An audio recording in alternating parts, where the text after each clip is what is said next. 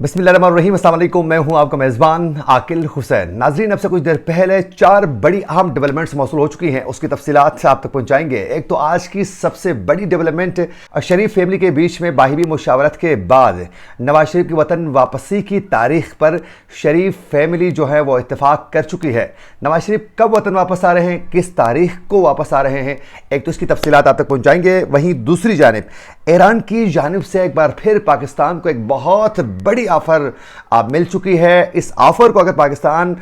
कबूल कर लेता है तो उसके बाद पाकिस्तान में महंगाई और बेरोजगारी की खात्मे में बहुत ज़्यादा मदद मिल सकती है। लेकिन पाकिस्तान की जानिब से अब तक जो है यानी मुस्बित जो रिस्पॉन्स है वो अभी तक पाकिस्तान की जानिब से नहीं आया है। ईरान ने क्या ऑफ़र की है ये भी आप लोगों को बताएंगे। और उसके अलावा नाजरीन, तहरीक इंसाफ की जानिब से एस्टेब्लिशमेंट के साथ ताल्लुकात बहाल करने के लिए इस वक्त कोशिशें जो हैं वो तय हो चुकी हैं। कौन कोशिश कर रहा है, इसके पीछे कौन है कि एस्टेब्लिशमेंट के साथ तहरीक इंसाफ के ताल्लुकात को बेहतर बनाने के लिए। और वहीं साथ साथ इमरान खान ने कोर कमेटी के मेंबरान का नाम जाहिर न करने कि उन्होंने हिदायत क्यों की थी ये भी बताएंगे। और उसके अलावा इमरान खान का जेल जाने के बाद जो है पार्टी के सरबराह किसी को क्यों नहीं चुना गया ये भी आप लोगों को बताएंगे। और उसके अलावा नाजरीन, MQM पाकिस्तान के बीच में जो हैं इख्तिलाफात जो हैं वो शिद्दत इख्तियार कर चुके हैं। बड़ा फड्डा हो चुका है MQM के रहनुमाओं के बीच में, ये भी आप लोगों को बताने की पूरी कोशिश करेंगे। नाज़रीन, सबसे पहले आप लोगों को बताते चलें कि नवाज शरीफ की वतन वापसी के मामले को लेकर आपको पता है कि बहुत दफ़ा जो है तारीखें सामने आ चुकी थी। कभी कहा गया कि अगस्त में वापस आएंगे, कभी कहा गया कि सितंबर में तो कंफर्म आने वाले हैं। लेकिन हमने भी वो खबरें आप तक पहुंचाने की पूरी कोशिश की, लेकिन वो खबरों में कोई सदाकत नहीं थी। और अब ये फैसला हो चुका है कि शरीफ फैमिली ने बाहिमी मुशावरत के बाद इनका लंदन में एक इजलास हो चुका है शरीफ फैमिली का। उस इजलास में मुत्तफ़िक़ा तौर पर यह फ़ैसला किया जा चुका है कि अब जो है नवाज शरीफ को वतन वापस आना पड़ेगा। और इस हवाले से शरीफ फैमिली के तमाम मेंबरान ने बैठ के बात की और उसके बाद ये फ़ैसला किया गया है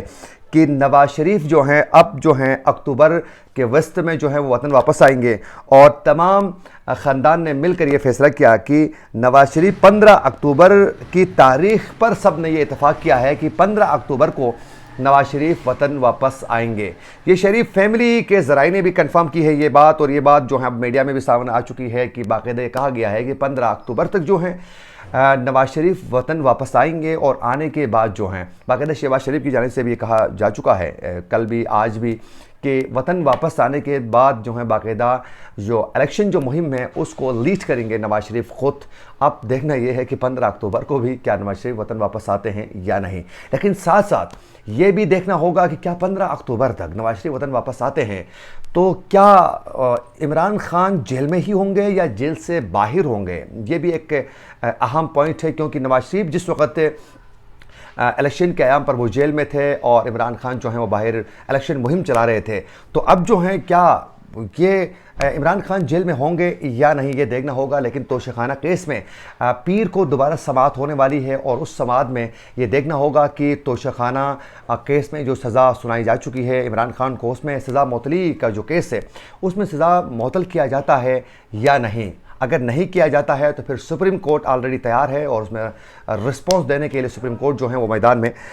उतरेगी। और नाज़रीन, दूसरी जानिब ये इंतहाई बदकिस्मती रही है हमेशा से कि पाकिस्तान जो है अपने बलबूते पर जो है अपने पाँव पर खड़ा होकर कोई भी बड़ा डिसीजन लेने से आज तक कासिर रहा है। ये समझ में नहीं आता है कि आखिर इतनी मसलियत का शिकार क्यों है। कभी फ़िरके के ये कंट्रोल में आकर तो कभी अमेरिका के कहने पर ये बहुत से ऐसे फ़ैसले करने में आज तक पाकिस्तान कामयाब नहीं हुआ जो इस मुल्क, इस रियासत और फिर यहाँ के रहने वाले लोगों के हक़ में हो। नाज़रीन, कल इस्लामाबाद और रावलपिंडी के कौमी अखबारात के जो एडिटर्स थे उनके एजाज़ में दिए गए इशाये के दौरान जो हैं ईरानी जो सफ़ीर हैं रज़ा अमीरी मुक़द्दम से बहुत से सवालात किए जा चुके थे। उस दौरान तिजारत के मामले पर पाकिस्तान के साथ बातचीत हो गई, गैस पाइपलाइन पर बात हो गई। तो उस दौरान उन्होंने दो टोक अंदाज में कहा कि पाकिस्तान को ईरान सस्ती गैस, बिजली और तेल दे सकते हैं और उससे पाकिस्तान के लोगों की कई मुश्किलात कम होंगी। और यकीनन अगर तेल जो है वो कम कीमत में सस्ते दामों अगर मिल जाता है ईरान से तो यकीनन पाकिस्तान में ये जो महंगाई का तूफ़ान है इसमें कंट्रोल किया जा सकता है। लेकिन अभी तक जो हैं پاکستان کی جانب سے اس میں کوئی اچھا رسپانس سامنے نہیں آیا ہے۔ اچھا ناظرین، آج کی تیسری اور میری نظر میں سب سے بڑی خبر یہ ہے کہ تحریک انصاف کی جانب سے اس وقت اسٹیبلشمنٹ کے ساتھ جو ہیں وہ تعلقات بحال کرنے کے لیے کوششیں تیز کی جا چکی ہے، اور ذرائع کا یہ کہنا ہے کہ اس وقت تحریک انصاف کے چیئرمین، وائس چیئرمین اور صدر بھی اس وقت جو ہیں وہ جیل میں ہیں، تو پیچھے جو ہیں کو لیڈ کرنے والی قیادت جو ہیں تحریک انصاف کی موجود نہیں ہے۔ تو اس وقت یہ بتایا جا رہا ہے کہ تحریک انصاف کے دوسرے سطح کی جو قیادت ہے، ان کی باہمی مشاورت کے بعد جو ہیں وہ یہ سنجیدگی کے ساتھ کوئی نہ کوئی راستہ نکالنے کی کوششیں انہوں نے تیز کی ہے کہ کسی طریقے سے اسٹیبلشمنٹ کے ساتھ جو ہیں وہ تعلقات بحال ہو، اور یہ جو تصادم کا ایک ماحول ہے اس میں کنٹرول کرنے میں وہ کامیاب ہو سکیں، اور انہوں نے یہ کوشش تیز کر لی ہے کہ اسٹیبلشمنٹ کے ساتھ تعلقات بحال ہو، جس کی مدد سے پارٹی کو اس موجودہ صورتحال سے باہر نکالا جا سکے جہاں وہ براہ راست اسٹیبلشمنٹ کے ساتھ تصادم کرتے ہوئے نظر آ رہے ہیں۔ اس پر دوسرے سطح کی جو لیڈرشپ ہے وہ اس وقت سوچ بچار کر رہی ہے، بات چیت کا سلسلہ جو ہے آگے بڑھایا جا چکا ہے، کیونکہ اس وقت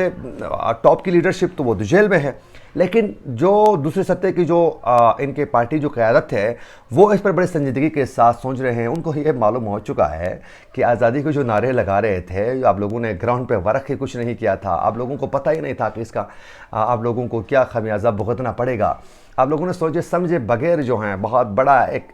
قدم اٹھانے کے لیے اپنے کارکنوں کو بھی مشتعل آپ کر چکے تھے، بہت سے رہنما، اور یقیناً اس کا بہت بڑا نقصان آپ لوگوں کو سامنا کرنا پڑا، صرف آپ لوگوں کو نہیں بلکہ جمہوریت پسند ہر پاکستان کے سیاسی کارکن اور رہنما کو بھی آپ لوگوں نے کسی نہ کسی ٹیکنیکل طریقے سے آپ لوگوں نے نقصان پہنچایا ہے کہ دوبارہ جو ہیں کوئی بھی اسٹیبلشمنٹ کے خلاف بات کرنے سے پہلے 10 دفعہ سوچے گا، تو یہ آپ لوگوں نے ہی مجبور کیا ہے لوگوں کو سوچنے پر۔ تو خیر آخرکار آپ لوگوں کو عقل آ گئی ہے، اور اسٹیبلشمنٹ کے ساتھ تعلقات جو ہے وہ بحال کرنے کے لیے اس وقت کوششیں تیز کی جا چکی ہے۔ اور ناظرین، یہ پی ٹی آئی کی جانب سے اب یہ بتایا جا رہا ہے، یہ رہنماؤں کی جانب سے ذرائع کے مطابق کہ یہ چاہتے ہیں کہ یہ جو تصادم ہے، اس تصادم سے نہ تو پارٹی کو فائدہ پہنچ رہا ہے، نہ تو اسٹیبلشمنٹ کو، نہ تو ملک کے حق میں ہے، نہ تو ادارے کے حق میں ہے۔ بھائی یہ تو آپ لوگوں کو پہلے ہی پتہ ہونا چاہیے تھا کہ یہ ملک میں حق میں ہے یا نہیں۔ اب آپ لوگ سوچتے ہیں سب کچھ کھونے کے بعد اب بچا کیا ہے کھونے کے لیے۔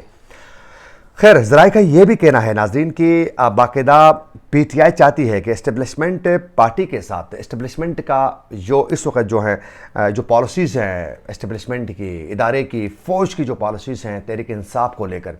ان پالیسیوں کا واپس جو ہے اسٹیبلشمنٹ اس پہ جائزہ لے لے، اور تاکہ اس کے عوض اگر جائزہ لے لیتی ہے فوج، ادارے، براہ راست ان فوج کی طرف ہی تو مخاطب ہے تحریک انصاف، اور کس کی طرف مخاطب ہے؟ تحریک انصاف کا یہ کہنا ہے کہ ادارے کی جانب سے جو اس وقت پالیسیز مرتب کی گئی ہیں ان پالیسیز پر جائزہ لیا جائیں کہ یہ پالیسیز جو ہیں اس سے کیا نقصان ہوا ہے، یہ بھی جائزہ لیا جائیں، اور ان پالیسیوں پر اگر نرمی لائی جاتی ہے تحریک انصاف کے حق میں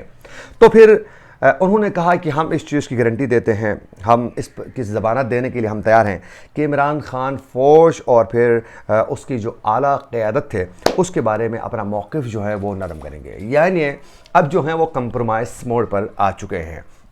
اور ان کا یہ دعویٰ ہے کہ ہم یہ ضمانت دیتے ہیں کہ عمران خان کو ہم سمجھائیں گے کہ وہ فوج کے خلاف اپنا موقف اور اپنا جو رویہ ہے وہ نرم کر لیں۔ تو یعنی براہ راست ڈائلاگ کے ذریعے عمران خان کو جیل سے باہر بھی لانا چاہتے ہیں، اور پارٹی کو دوبارہ جو ہے سٹریم لائن پر لانے کی بھی کوششیں جو ہیں وہ باقاعدہ تیز ہو چکی ہے، اور انہوں نے کہا ہے کہ باقاعدہ اس ڈائلاگ کے پروسیس کو آگے بڑھائیں گے تو جہاں عمران خان فوج اور ان کے اعلیٰ قیادت کے بارے میں اپنا موقف نرم رکھیں گے، اور وہیں ادارہ جو ہیں وہ پالیسیز پر نظر ثانی کریں، تو آگے جا کر ہم ڈائلاگ کے ذریعے تمام سیاسی جماعتیں اور اسٹیبلشمنٹ کے ساتھ مل کر جو ہیں پاکستان میں جو الیکشن ہے اس کو غیر جانبدار اور پھر اس کے صاف و شفاف بنانے میں اپنا کردار جو ہے وہ ہم ادا کرنا چاہتے ہیں۔ اچھا ناظرین، ایک اس خبر کے اندر جو ہیں ایک اور بڑی خبر آپ لوگوں تک میں پہنچاؤں گا کہ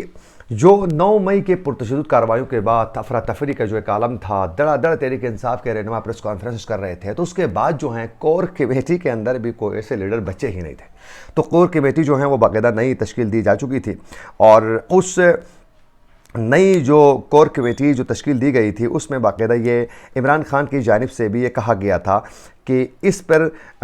जितने भी जो रहनुमा हैं कोर कमेटी के जो मेंबरान हैं, इमरान खान ने ख़ुद दो टोक अंदाज में मना किया था कि कोर कमेटी के जो मेंबरान हैं इनका नाम जो है वो बाकायदा ज़ाहिर न किया जाए, ताकि अगर ज़ाहिर होंगे तो उनको भी मजबूर किया जाएगा कि वो पार्टी को छोड़ दें। लिहाजा इसको